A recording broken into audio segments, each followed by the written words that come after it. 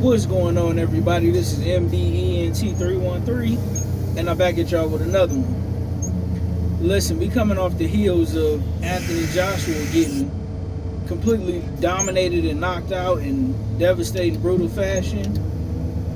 And listen, I'm one of the old school minded guys when it comes to sports.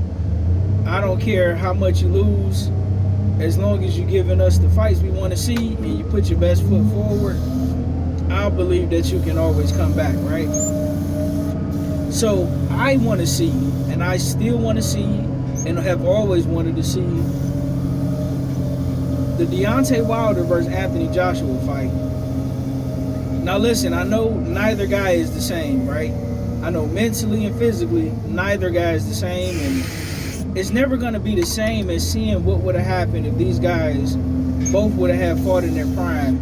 I'm of the belief, and I could be wrong, but unfortunately, as a hardcore boxing fan, I'll never know the answer to this.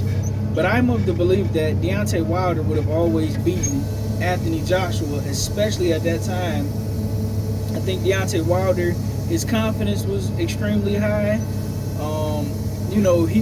When he would hit you with that right hand, he would follow through. He had so much confidence. He was hungry. He was starving. He was just a complete menace.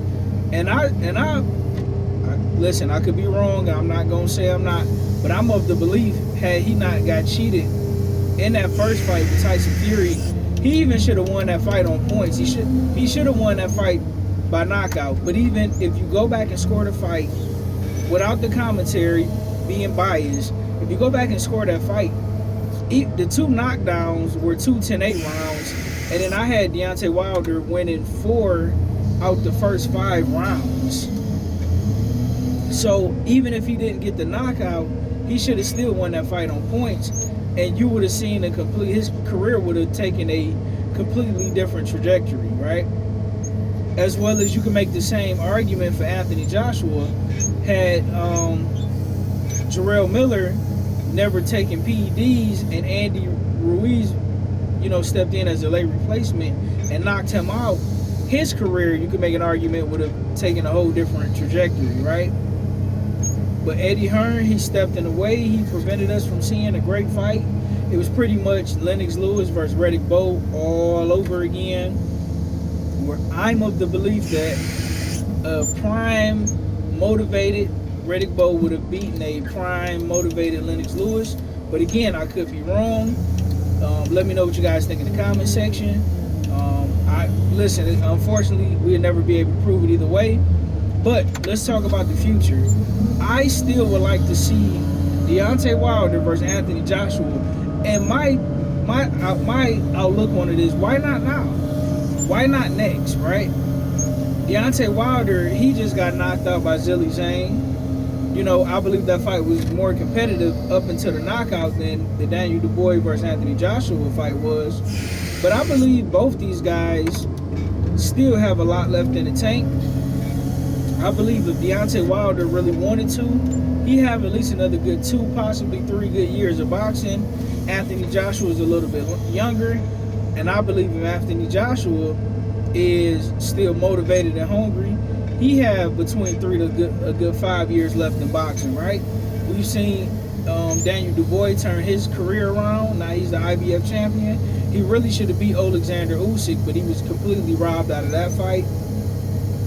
Because when he hit Alexander Usyk with that perfect body shot, Usyk couldn't get up, but the ref ruled that punch a low blow, but it was a perfect belt line punch. I mean, just right slightly above the belt line, beautiful body shot. And he blew his load. The ref didn't give him a favorable decision. A favorable call. They allowed Usyk to recover, and the rest is history. Usyk went on to knock out Dubois, but neither here nor there. I believe Wilder and Joshua have a perfect blend of styles, right? Wilder is awkward, but he's freakishly athletic. He's fast. He got that right hand from hell that can put anybody out.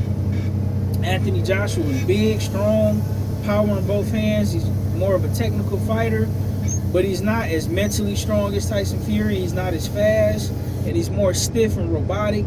But when he lands, he's absolutely devastating, right? I think both of these guys, I think they both will get up for this particular fight.